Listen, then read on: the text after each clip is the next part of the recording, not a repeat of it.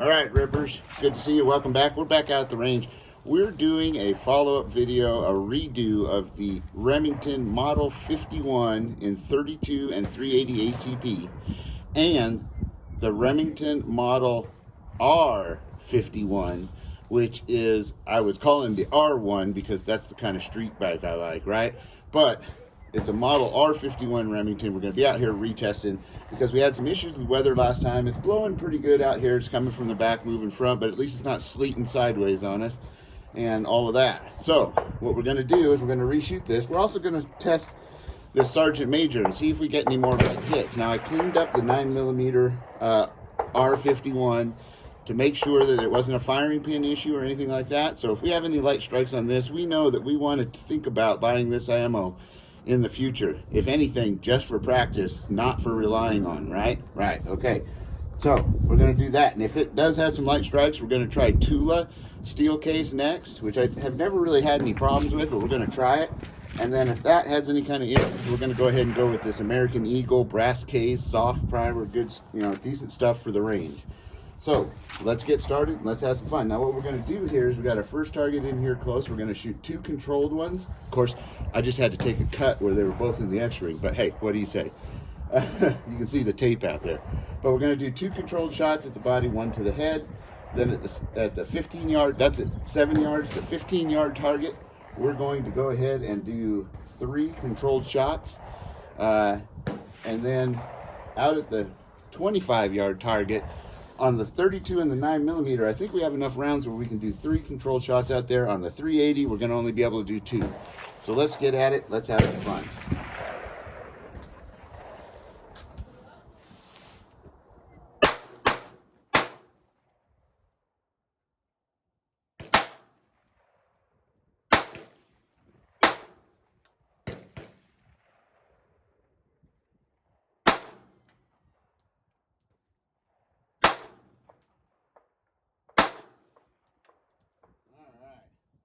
That's with the 32.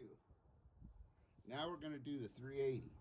Now the 32, you can see I got one here. It looks like, X-ring and 9, right? And then the other one at the 15-yard target looks like just at the left-hand side of the diamond. There's at least 3 holes and 1 in the center. And I can't see the far target from here because I'm blind as a bat. So that being said, here we go with the 380 Model 51.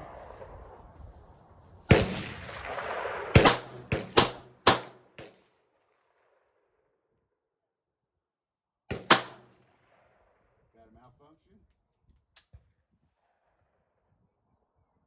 Got another one.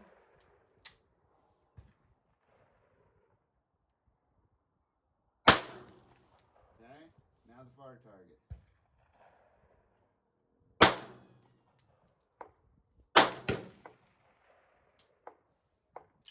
That's the one we only had 2. So okay.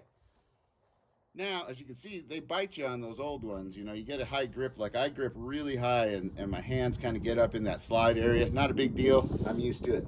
So as you can see there, where we hit at the close in target, big holes. At the far end target. Now, the rounds I'm shooting right now in that 380, and I'll see if I have some other stuff, are hand loads that I got from somebody. They're a lead, kind of a polymer coated thing. They're kind of I use them for practice because they were cheap, and I got them a long time ago, so I'm trying to burn them up. So I don't expect a lot out of those, but we'll go ahead and try the 9mm now. Okay, this is a Sargent Major. And there we go. We have a light strike.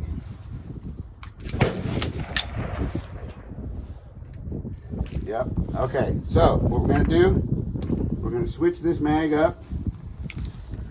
And we're going to go to Tula.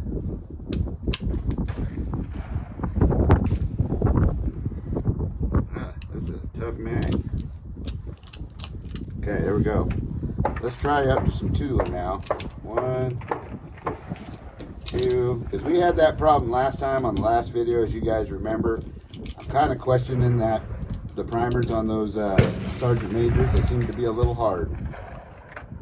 So we're going to get this thing loaded up. Okay, we may not have enough to do the full run, but we're going to give it a shot. Okay, fellas. I'm gonna run down. I'm gonna bring my target up closer. Okay. Go ahead. And we're gonna wait on this while the range is clear. So, as you can see, with the Sergeant Major stuff, I'll find that round.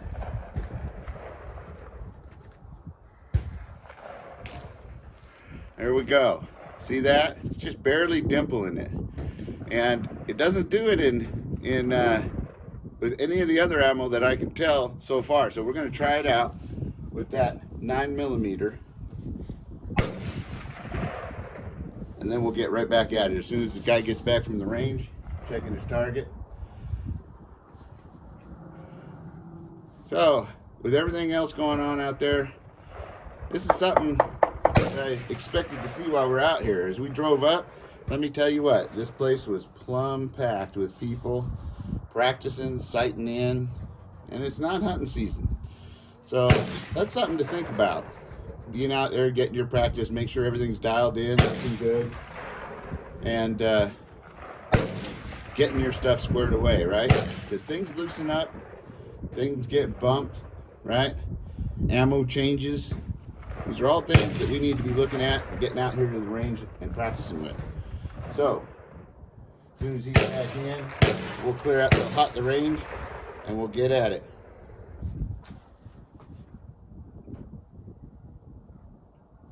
Going hot? Here we go, guys. Now this is Tula. Got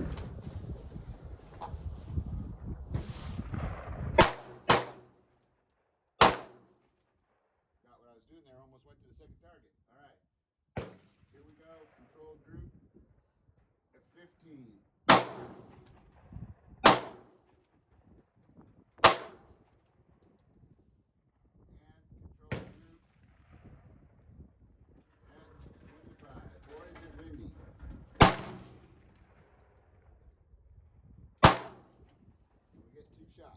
So, like I said, we didn't hold enough ammo on that one. So, that being said, let's go out and take a look at how we did. And we got the range all to ourselves. This is awesome. Woo! Anyway.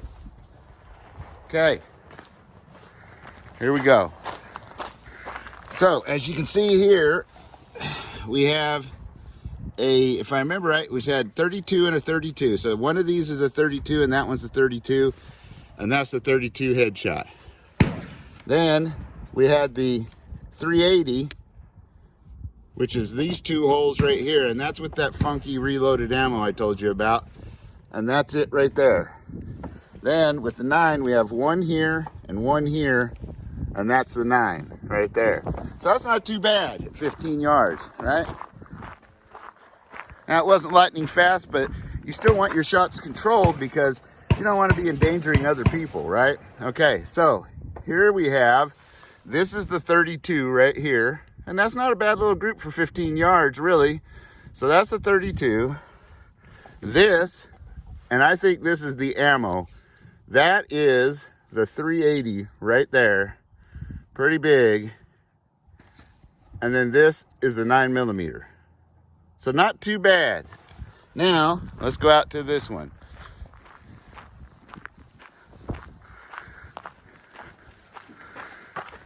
So, here we have the 32 at 25 yards. Now keep in mind, those sights, I'll show them to you when we get back there. They're very tiny, not adjustable, and they're milled into the handgun, right? Okay, so, with the 9, we only had 2 shots. That's those.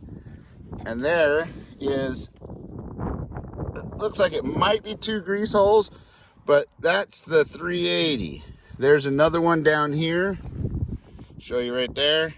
So that ammo is not a great load. No wonder it was cheap. So that being said, be careful of your reloads that you get from people. Not to mention too, you can get, things can go boom with your gun. So that being said, let's tape up these targets, and I'll go back and I'll show you the sights, and we might be able to find some 380 ammo that is not those reloads. Hopefully.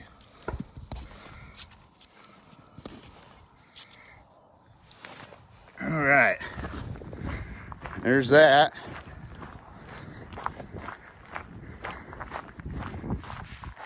I have a feeling those 380 are tumbling, and that's why the holes are so big. So now if you're out at the range, it's another handy thing to bring. So you don't have to burn up a whole bunch of targets. Just bring yourself up some masking tape, something that we get from doing a lot of IPSC shooting. You get a lot of volunteer taping up targets. So that way they tape up holes and you get somebody else to shoot at it. And here we go to the next one. Also, as you can see, that new version model R51 by Remington had no problems with the Tula ammo, so we know that the Sargent Major ammo has some hard primers on it, is what it sounds like, what it looks like. And the hits on the other Tula ammo were just fine, which is weird. You'd think they'd be using the same primers, but maybe not. So put you back up here on the table and we'll take a look at some of the cracks in the 9. Yeah. As you can see, we got good primer hits on that compared to that little light strike. That's no problem at all.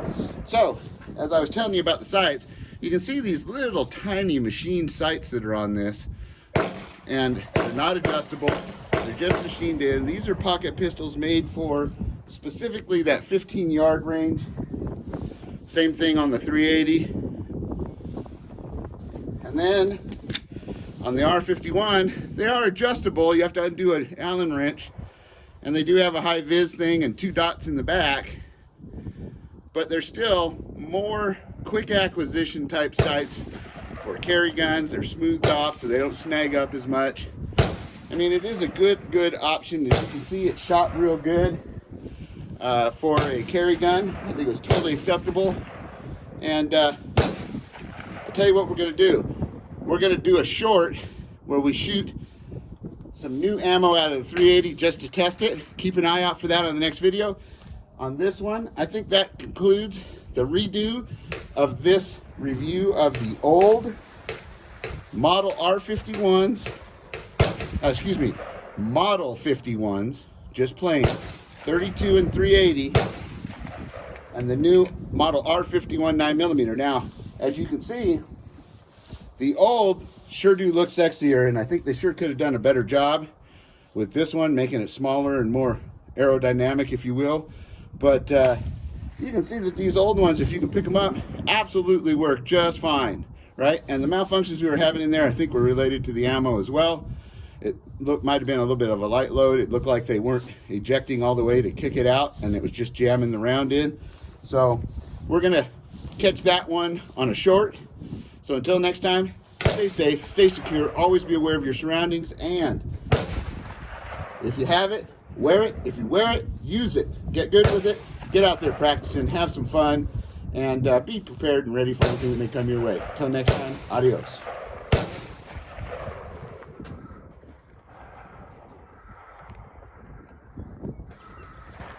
Are you kidding me?